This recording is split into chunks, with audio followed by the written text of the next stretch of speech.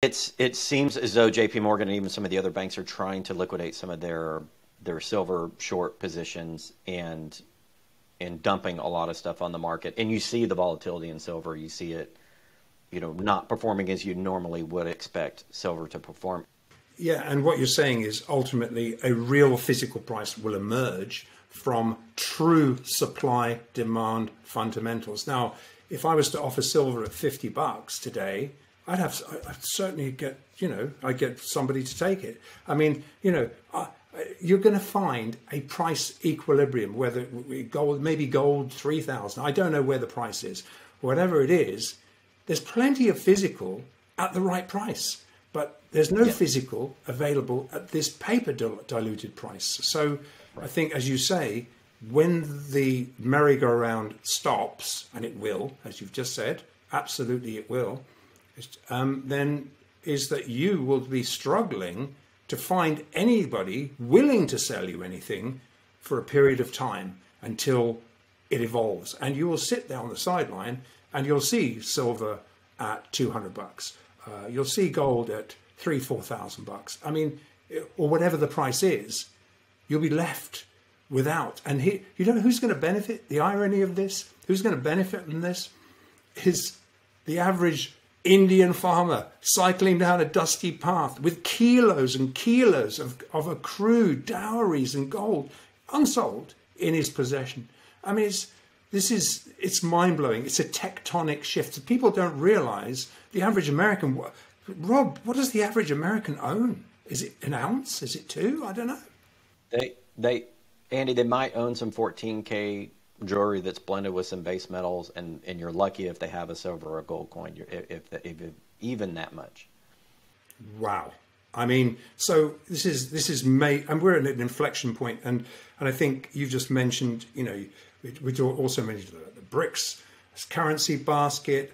I think one of the interesting things about that, and is that silver, even though it's a tiny market, is probably the most undervalued commodity on the planet Earth. And when it is going to be a component of many, many things will comprise of this basket, many commodities, etc.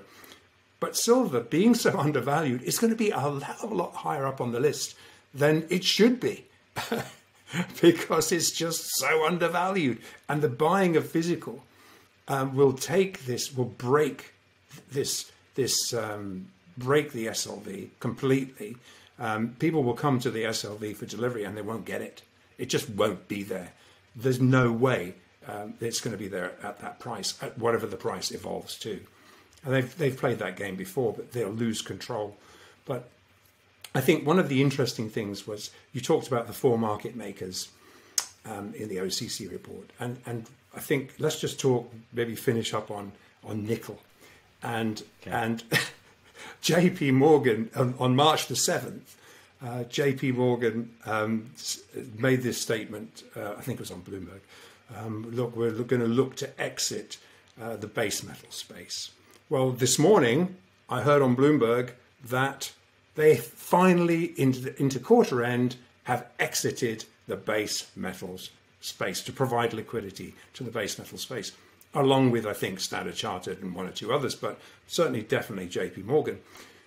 But the relationship I have with one of the very largest, sometimes culprit, first-tier bank, but who are definitely going long gold and silver for their own personal books, but basically tell us that JPMorgan is trying to call their silver leases back in a hurry. And I think it's part of the reason that we're seeing this terrible action in silver at the moment, where they're just literally desperately trying to close off a massive over-the-counter position that is really causing them potentially an issue where they won't get their silver that they've leased to the Bank of America and other people. Any thoughts on that?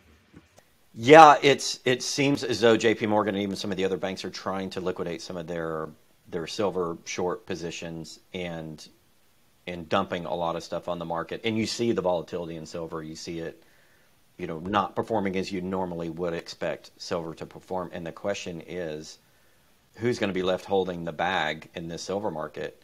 is JP Morgan gotten really smart and said, okay, we played our role, we're now out of it, and we're reducing our exposure. I mean, one of the interesting things I saw, Andy, in the derivative report, and this is something to note with respect to JP Morgan and Goldman Sachs.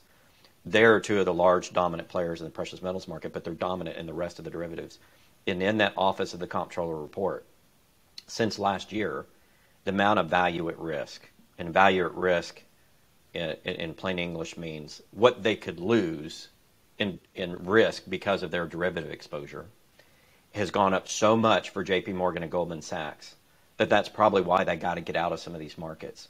They're literally hundreds of millions of dollars more at risk than they were a year and a half ago because of their derivative exposure. So they have to wind it down because according to Basel standards, if their value at risk, what they could lose keeps going up, it could make them insolvent. So I would say it's a bit of a victory for people like you and me who have been talking about this for years, that we've put enough pressure on these big banks that they're having to capitulate some of their positions, because I think people know what's really going on with the precious metals market. And it's forcing these banks to exit their positions.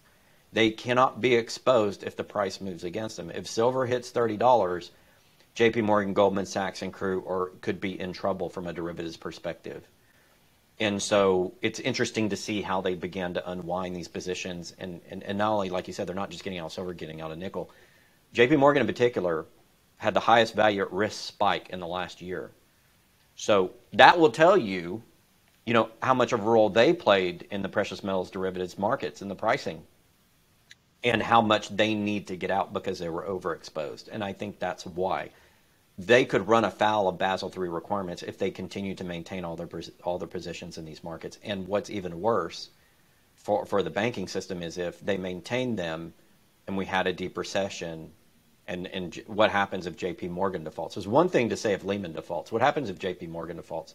What does that do to global banking?